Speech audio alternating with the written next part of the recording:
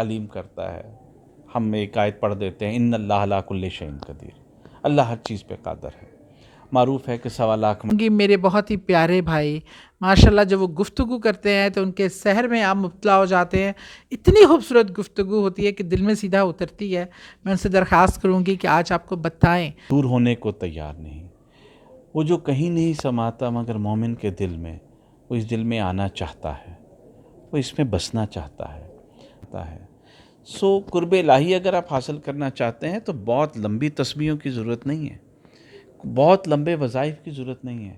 وظائف سے آپ دل کو صاف کر لو، ایک قدم پہ اللہ ہے.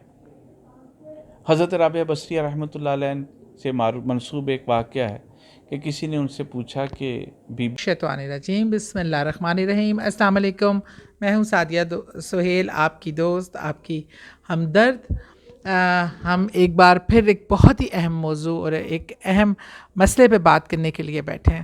آپ نے سنا ہوگا میری زبان سے بارہا کہ جب بھی میں آپ کو وظائف بتاتی ہوں، ذکر اللہ بتاتی ہوں، کوئی بھی اس میں اللہ کا ورد بتاتی ہوں، کوئی بھی قرآنی آیت دعا بتاتی ہوں، تو میں ایک پہلی بات جو یہ کہتی ہوں کہ پہلے کہ اپنے اللہ سے قرب حاصل کرے. اللہ اور آپ کا جو ایک رشتہ ہے جو کہیں ہم توڑ بیٹھتے ہیں، اس کو جوڑنے کی ضرورت ہے. اور نماز بھی اس کا ایک بہترین طریقہ ہے. نماز قائم کریں، اور یہ چیزیں جو میں کثرت سے کہتی ہوں، لیکن عملی طور پہ ہم نے اس رشتے کو بنانا کیسے ہے، اللہ کے تعلق سے جوڑنا کیسے ہے، جڑنا کیسے ہے، یہ تمام چیزوں کو میں چاہوں گی میرے بہت ہی پیارے بھائی ماشاءاللہ جب وہ گفتگو کرتے ہیں تو ان کے سحر میں آپ مبتلا ہو جاتے ہیں. اتنی خوبصورت گفتگو ہوتی ہے کہ دل میں سیدھا اترتی ہے. میں ان سے درخواست کروں گی کہ آج آپ کو بتائیں کہ اللہ کے قرب حاصل کرنے کا کیا بہترین طریقہ ہے. بھائی اوور ٹو یو. السلام علیکم رحمۃ اللہ وبرکاتہ. بیٹا ماشاءاللہ موضوعات کے حوالے سے تو یہ بڑا اچھا چل رہا ہے آپ کا. ہمیں جو آپ نے مین آج کا سوال کیا قرب الہی کے حوالے سے، اس کو بہت اچھی طرح سے سمجھ لیجئے. قرب الہی نہ کسی وظیفے کا مرہون منت ہے، نہ کسی چلے کا مرہون منت ہے. جب اللہ نے خود فرما دیا، حدیث قدسی ہے کہ میں کہیں نہیں سماتا مگر مومن کے دل میں. اب ہمارا ہر شخص کا دل جو ایمان والا ہے وہ خانہ خدا ہے. ہم نے کر کیا رکھا ہے، اس کو ساتھ ہم نے اپنے آپ کو بیٹا بہتر کرنا کیسے ہے، اس کو بڑے آرام سے تسلی سے سمجھ لیجئے. ہمارے دل میں جو اللہ نے جس کو اپنا مقام مقرر فرمایا، اس میں ہم نے بغض، حسد، تکبر، ریاکاری، منافقت، کینہ، ان تمام چیزوں کو اور خواہشات کے بتوں کو اپنے دل میں جگہ دے دی. ہم نے وہاں پہ ان کو باندھ کے بٹھا دیا. ہم ان سے دور ہونے کو تیار نہیں. وہ جو کہیں نہیں سماتا مگر مومن کے دل میں، وہ اس دل میں آنا چاہتا ہے، وہ اس میں بسنا چاہتا ہے، وہ اس میں رہتا ہے. لیکن وہ بڑا پاکیزہ اور مقدس جگہ پہ اس کا قیام بنتا ہے. ہم نے اپنے دلوں کو آلودہ کر لیا. ہم نے اتنے بت، ہمارے تکبر کا بت، دنیا داری میں جو ہم اپنا ایک سٹیٹس بنا بیٹھے آرٹیفیشل، اس کا بت، ان تمام بتوں کو ہم نے اپنے دل میں جگہ دے دی. آپ ان بتوں کو اپنے دل سے بیٹا نکال دیجیے. اللہ موجود ہے، کسی چلے کی ضرورت نہیں ہے. یہ نہیں ہے کہ آپ جو ہے کہ بہت لمبی ریاضت کریں گے تو اللہ سے تعلق پیدا ہو جائے گا. یہ کہیں نہیں لکھا. ہمارے نبی نے تو بہت آسان طریقے سے بتایا. انہوں نے فرمایا کہ جو کہیں نہیں سماتا مومن کے دل میں. اب اس دل کے سمانے میں جو چیزیں حائل ہیں، بار بار آپ مجھ سے بیٹا سوال کریں گے تو میں یہی کہوں گا کہ یہی چیزیں حائل ہیں. ہم خود حائل ہیں اپنے اور اپنے اللہ کے درمیان. میری خواہشات حائل ہیں، میری تمنائیں حائل ہیں، میرے تکبر حائل ہیں، میرے حسد، ہوس، بغض حائل ہیں، میرے جھوٹ حائل ہیں. اللہ تو موجود ہے، اللہ تو مجھے دیکھ رہا ہے، اللہ تو مجھے جانتا ہے، وہ مجھے پہچانتا ہے. قرب الہی اگر آپ حاصل کرنا چاہتے ہیں تو بہت لمبی تسبیحوں کی ضرورت نہیں ہے، بہت لمبے وظائف کی ضرورت نہیں ہے. وظائف مراتب کے لیے کی جاتے ہیں. قرب کا سب سے آسان طریقہ ہے کہ پہلے اس کوٹھڑی جو ہمارے دل کی کوٹھڑی ہے، جو ایک کمرہ ہے جس میں اس ذات نے جلوہ گر ہونا ہے جس پر اس کی تجلی آنی ہے، انہیں پاک کرنا سیکھو۔ آپ کا ایک پروگرام تھا جو تعویذات کے حوالے سے بھی تھا۔ ہمارے مشائخ جب کسی شخص کو تعویذات تعلیم کرتے تو اسے عرصہ دراز تک ان چیزوں کے روزے، ریاضتیں اور مجاہدات کراتے کہ تاکہ وہ کبھی کسی کے خلاف بغض نہ رکھیں، تب ان کو یہ چیزیں تعلیم کی جاتی جسے آپ عملیات کہہ رہے ہیں، تاکہ اگر وہ کسی کے لیے کوئی تعویذ لکھے، کوئی وظیفہ کرے تو وہ حسد کے ساتھ نہ کرے، وہ ہوس کے ساتھ نہ کرے، وہ لالچ کے ساتھ نہ کرے، وہ خالصاً اللہ تعالیٰ کے لیے ہو، اور وہ جب دعا دے تو وہ خالصاً اللہ تعالیٰ کے لیے کرے۔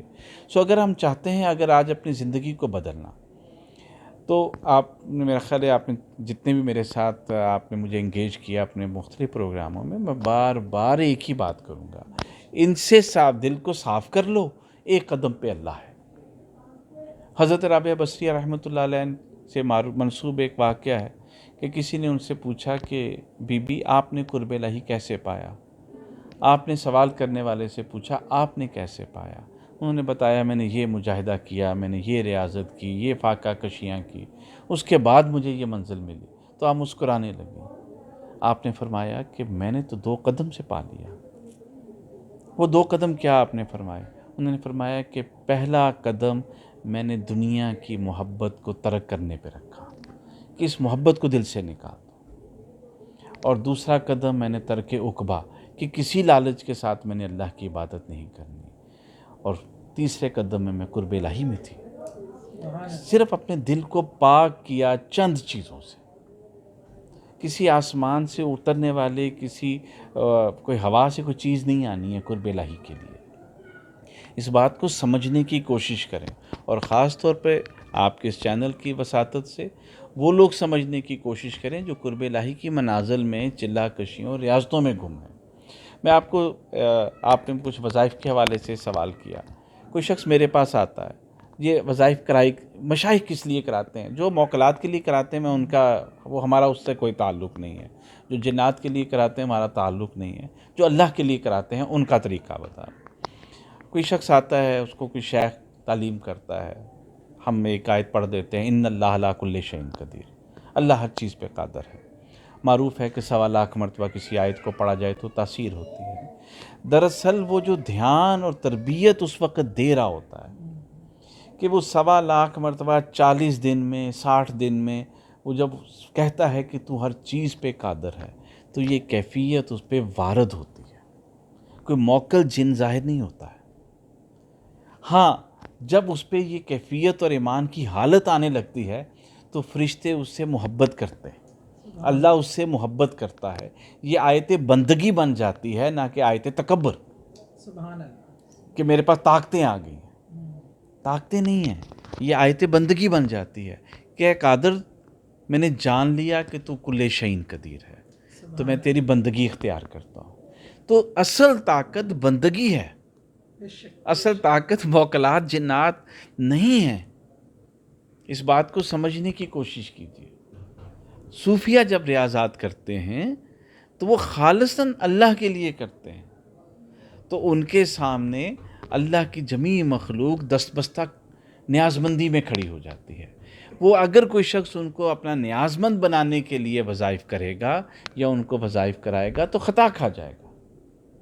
اللہ کی عبادت اللہ ہی کے لیے کرو، اس کی مخلوق تم سے محبت کرنے لگے گی، وہ چاہے فرشتگان ہوں، چاہے جنات ہوں، موکلات ہوں، انسان ہوں، یا کسی بھی طبقہ ہے زندگی کی مخلوق ہو۔ ہم نے کتابوں میں پڑھا ہے کہ اولیاء امت سے تو حیوانات اور درندے بھی محبت کرتے تھے، اس لیے کرتے تھے کہ وہ اللہ کے ہو جاتے تھے۔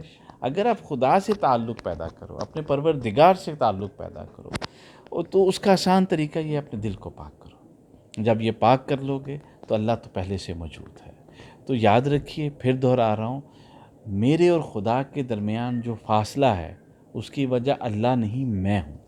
مجھے درست ہونا ہے، اپنی اصلاح کرنی ہے۔ اللہ ہم سب کا حامی و ناصر ہو۔ بہت شکریہ۔ میں سمجھتی ہوں میرے پاس الفاظ نہیں ہیں جو اس خوبصورت جو طریقہ بیان تھا اس کو مزید اس کے بارے میں کچھ ایڈ کر سکے۔ دعاؤں میں یاد رکھیے گا۔